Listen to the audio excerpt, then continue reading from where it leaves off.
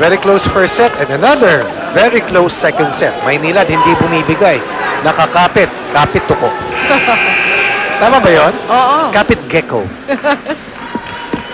Huwag natin kalimutan ang ating face of the game, 15 years old, Angelica May Ongkiko. Hello. Ang sama ng tingin ni Noel sa pizza. Oo, sa kanimaan. Hawak pa ni Maan yung hot sauce mo hanggang ngayon eh. Ay, hindi na. Mikmik Laborte serving. Cases! Very rare error coming from the Gazelle. Parang nag-cross sa harap niya si Nika Guliman. Yes. And at the same time, galing talaga siya sa likod. Masyado yung approach niya, masyadong malayo. And the ball wasn't that high.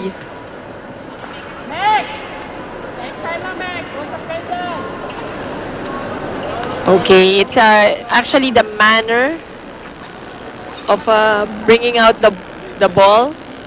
Dapat kasi sa side. Yes. Ganyan yung disiplina. Yeah. At pinapaalala ng ating mga umpires. Alam mo naman yung sportsmanship dito talaga. Oh, yung ating mga Kasali yan. referees dito. Si Mong Reforzado, of course, our first referee. Ito si Barry. Ang ating third referee. Si Barry Basco ang ating third referee. Parang inuhusgahan ni Barry eh. Oo. Mikmik Laborte once again, 3-point lead for the Philippine Navy. Guliman. Good dig by Bautista.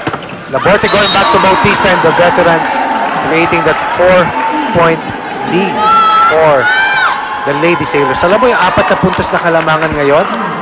Parang napakabigat. Parang nakakahinga ka. You know why itong Navy has only 11 attack points. Ang Maynilad, Ganda ng depensa. 10 attack points. So isa lang talagang lamang pagdating sa attack points nitong attack point lang nga lang galing sa Navy. Oops. Nagawan pa ng paraan ni Cases. Bautista. Pilit ni Yoko. Ooh.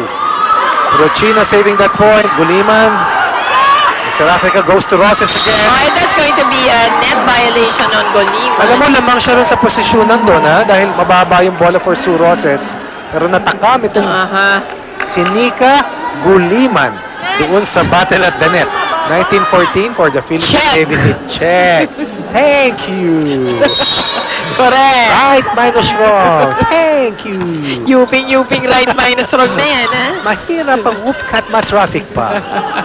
Laborte going to si Rafika. Nene Bautista. Naibalik ni Ancheta. Rochina going to Sue Roses. Oh, good idea. That's enough space. Sort of, maybe that shot as sends it very long. At tignan natin kung yan na naman ang gagamitin ng Maynilad. Nakakapitan nila para makabalik. Kapit tuko.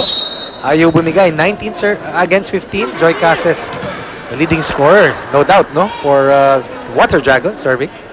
Ayan na. Well, even in the setting department, Seraphica having 16 excellent sets, Ancheta with 15. But that was... Ganun pa rin, dikit pa rin. Tama. Oh! Ganun kalaki si Nika Guliman. Artates. Good dig coming from Laborte. Bautista! Kita mo yung paano pinatay ni Laborte yung pag-set para dito kay Nene Bautista. Kabisado na nila yung isa. Right. And even before she executed that, sinabi na agad niya, relax lang, pagalan lang natin. And it was Seraphica rather. Malayo pa sa net yun, and you have only one blocker, so much space to work with para kay Nene Bautista. Yung pace na yan ay galing po sa kampo ng Philippine Navy. At mataas ang current.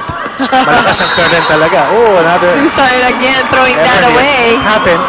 It was a decision made by Janet Seraphica, but it would not pay off. Yung current dito, talagang tatangayin ka pa ilalim. Yung gribo naman na Maynilad, non-stop. Ang tubig natin. Yan ang ating natural resource. Tubig. Tubig is... Making up for that error a while ago. Eileen Susan on the push over the blockers. If it's fun, family and pizza, it's got to be Shakey's. Nag-isang oras na tayo dito sa laban na to, given the long sets that we have had in the first 2 sets.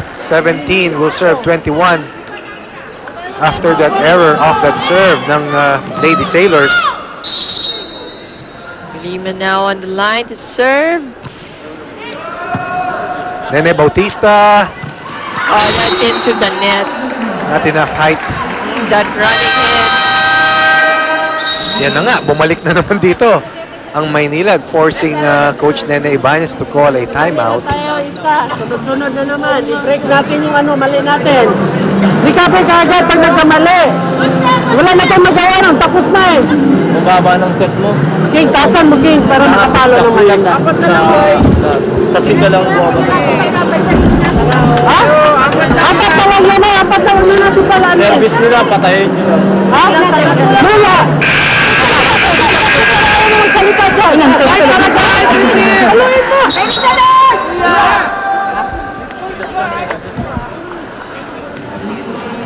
Ito na, tumataas na yung decibel dito ng paalala ni Coach Nene Ibanez. Diretso Oo. na. Huwag mo na sila sayangin applicated eh. Oh, dati sila Diba? applicated, ngayon diretso tatatatat. Na, eto na eh, this is the moment eh, this is it. Pang silindero yun Let na. go on. Su Roses. Ancheta once again going to Perfect Maggie. Maggie, but Joy Cases, Akal na hindi niya. na, parang Baksak-sak. nagtatlong-isip eh kung anong gustong gawin. But, marami masyado. Wala na ako masasabi, tinatlo mo na yan.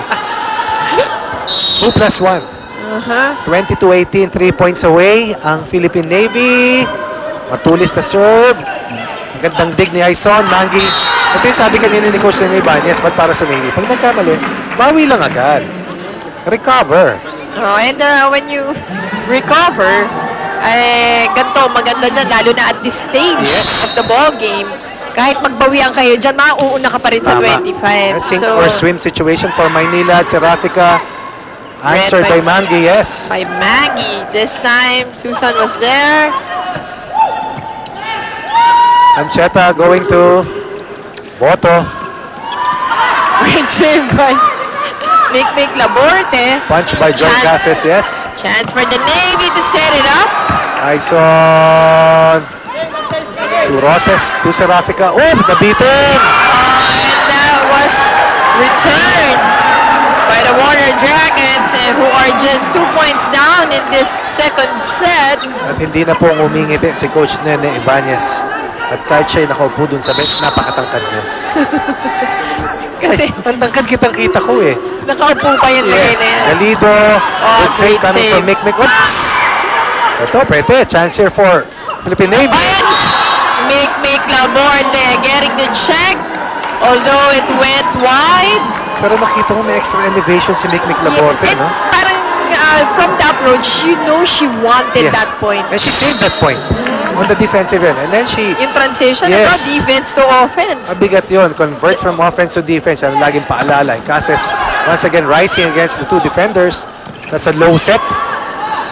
Ancheta going back to Once Cases. again. Good cover by Roses. Oh, Ayan. and Bautista making sure also that she took that point. I like that return by Roses.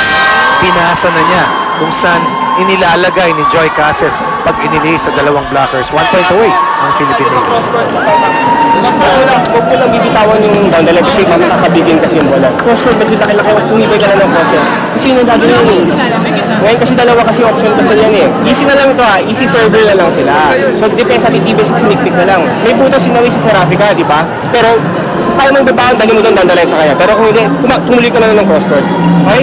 Dalawang spiker na mga kanyo na pakiulangan tayo sa pwestuhan. Doon sa pwestuhan gagawin. Kita natin! Run them! And then, few reminders, of course, this is set point already for... Hindi view yun ha. Mabilis lang eh. Few reminders for the third set din.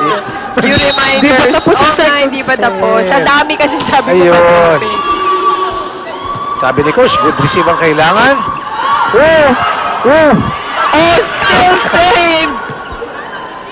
Ancheta going. They will drop the second set.